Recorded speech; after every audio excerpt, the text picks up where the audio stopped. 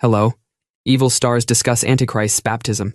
This could be Leland's downfall if you're seeking a reason why evil should be saved, and there are many. Look no further than the Antichrist's baptism in the most recent episode. Warning. Spoilers ahead. Cheryl plans to keep infant Timothy in her care long enough to do this, and it all starts when she goes to visit David in a confessional. There's a significant chance that Leland will murder her in the next 2 weeks, and she wants Kristen and her grandchildren safe if that happens. She cannot go to the police since the 60 have friends in the department. The church is the only location Leland is terrified of. If she dies, she asks David to inform Kristen that she must protect Lexus, because Leland believes she is the Antichrist John the Baptist, Timothy, whose biological parents are Leland and Kristen, and she is no longer allowed to be around him. So, what happens if the Antichrist gets baptized? David believes that no child is beyond salvation. Cheryl claims she was baptized. Look at her. Cheryl tells him that she will bring Timothy to him to be baptized. I so love that scene, Lottie tells TV Insider. Today was an extremely emotional day. I believe Cheryl is terribly conflicted. She feels a lot of shame about what she has done. She does not believe in God, confessions, or the Catholic Church. But, on the other hand, she seeks forgiveness for her actions. So I believe there is a lot of struggle and a lot of need, rather than simply going in there, getting him to do the baptism, and then leaving.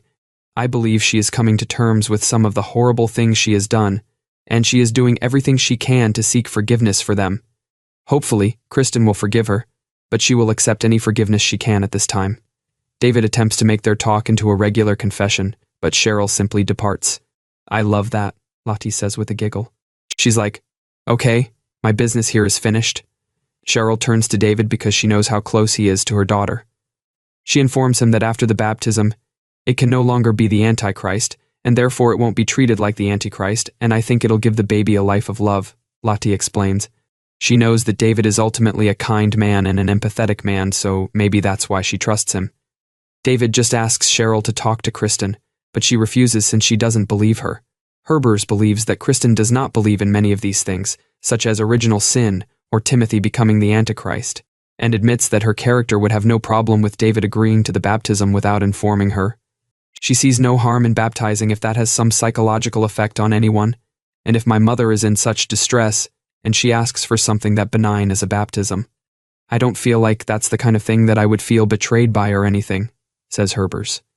Still, she would absolutely like it only to see Leland's reaction. It's a hilarious ploy that works so well, and I think it's something that Kristen could have come up with herself. When the baptism doesn't go as planned, Cheryl drives to the church at night during a storm.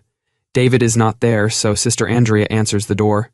She initially tries to send Cheryl away, but when she learns that it's the Antichrist and Leland is the father, she sees the baby as a demon and rushes to Father Ignatius, insisting on baptism right away. However, there is no water in the pipes, so Sister Andrea gathers rainwater. Cheryl hurries Father Ignatius as far as possible. When it's finished, Sister Andrea sees Timothy as a regular baby, and Cheryl photographs her, Father Ignatius, and the baby, say Jesus, ensuring she receives a baptismal certificate. I enjoyed working with Wally Shawn and Andrea. It was incredibly enjoyable, Lottie says, smiling as she recalls the scene. While things went crazy at the baptism, I think Cheryl feels like she has accomplished her mission. Not that she even believes in baptism, but she knows Leland does. She doesn't really believe in the Catholic religion, but she knows it scares the shit out of Leland. She goes on to say, all she wants is evidence of baptism and a picture taken. If she can prove to Leland that she baptized Timothy, all bets are off, and Leland will be crushed, no longer believing Timothy to be the Antichrist. So it not only saves Timothy's life and opens the door to love in this little child's life, with Kristen possibly adopting him, but it also destroys Leland's hopes of rising in the satanic world because Leland has bet on this Antichrist and believes that will give him a lot of power in this world, but I believe that doing so will destroy his career, ambition, and credibility. Cheryl then nails the certificate and photo on Leland's door.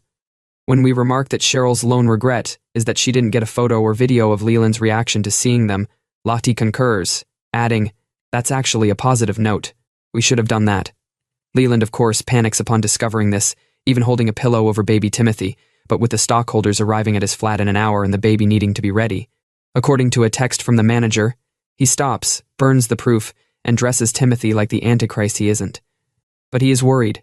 This is potentially his political downfall, and in the circle he runs in, your political downfall is likely your death or worse, says Emerson. This is sobering for him. Things have fallen apart quite dramatically. He'd best scurry and think of something. Thank you for watching. The Boys Season 4 Episode 7 Review.